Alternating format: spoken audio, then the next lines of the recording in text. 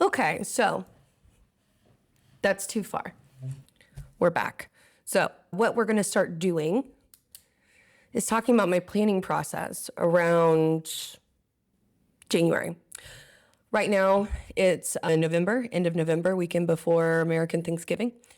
What I am currently facing is the prospect of travel, right? I'm going to go across the states. Currently, I'm based in Oregon. My family's based in Florida, so I'm going to go home for the holidays. And then I'll be in Florida, which is, East Coast. I had some plans that kind of fell through for a trip to Miami. And so then what I'll do, basically what I'm faced with now is I have to figure out where I'm going to go. I can come back to Portland. If anyone watching has been to Portland in the wintertime, you know that that is less than an attractive prospect. I mean, you learn how to get through it. I don't want to come down on Portland ever because I love it here so much. It's definitely home now. But I think that continuing on, talking about planning the next trip, I think that this is something that everyone will run into at some point whenever there's a lot of things to consider. So me personally, I think what this is going to look like is it's going to look like the course of my planning process. And I'll basically share that. A lot of times, the thing that inspires me to travel is if I have friends somewhere already, if I have friends that are going on a trip. So for example, I'm looking at the winter because I have a friend in Portland who is traveling there with his kids, there being Japan, for early February. So then what I start to do in my mind is I start to structure what I would want to do in that surrounding area. They're only going to be there for a couple weeks, but obviously I would look to go in a longer term capacity. Also, I have another colleague who I've traveled extensively with that she is going to be, I believe, in Bali in March. So again, this is just all providing opportunities for me to kind of latch on because solo travel is fantastic and solo travel will still be part of the framework of these trips because I'm not going to be traveling with these people the entire time. But it definitely is nice to have like check-ins or destinations. That's why I say you can go visit friends also. But generally, whenever I'm just kind of feeling drawn to be out in the world, I like to kind of center it on places where I haven't been. In fact, it's almost a non-starter for me if someone asks me if I want to go somewhere I have been, unless I really loved it.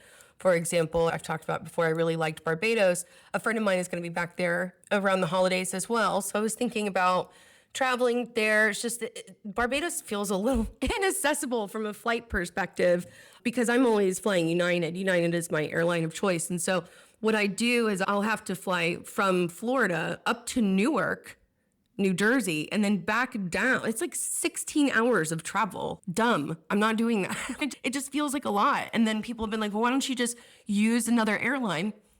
Yeah, no, that's not how loyalty points work. And that's the name of the game, kids. Loyalty points. I've got about 250,000 miles with United. And so, it's really hard to not want to take advantage of that because there's also a lot of benefits that come from, having more access to comfortable travel. There's really something to be said about having access to comfortable travel, especially when you're in the air for 14 hours. Like I'm considering, we've sidetracked a little bit, but so what I think I'm going to do is I'm probably going to go to Florida and then I will end up going to Taiwan. Why Taiwan, you ask? Well, number one, it is centrally located to these areas that my friends are going to be traveling. So one of the tactics that you can use whenever you are looking at doing a kind of longer trip is that you can position yourself because we have a huge bag for the most part. I mean, not always, but it's just not convenient to travel. I mean, also there's a lot of cabs and trains. It's just like, you start to think about moving places really quickly and just picking up your whole life and relocating it in like an every few week capacity. Like that's just a lot. So, what my theory is and what has worked out in the past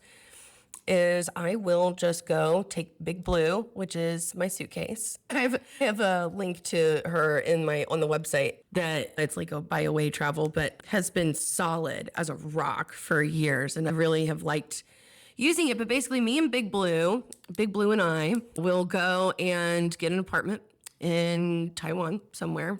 And that will be where we live. And then whenever the time comes for me to go to Japan, go to Bali, wherever else that I kind of want to go to South Korea.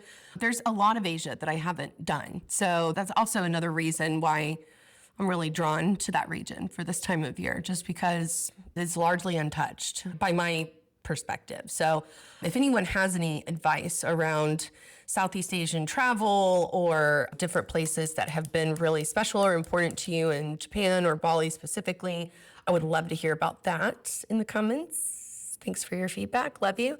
I think that there's just something about culturally that I just have not really sunk into in those spaces, as far as feeling like a resonance, feeling like I really understand. So I think that that's another piece. I think that for South American cultures, that was a big learning experience. That's always what I'm trying to get out of these experiences, is that I really want to gain a better understanding and a better resonance, and seeing that kind of point of commonality. And then also just be able to learn some new things. I'm sure that there are a million and one things that I can learn from this coming trip. So I'm really excited to be able to get back out there. It's also been a year and a half since I've been traveling. I've just been doing some healing and recuperating from just some heavy losses that I went through at the beginning of 24.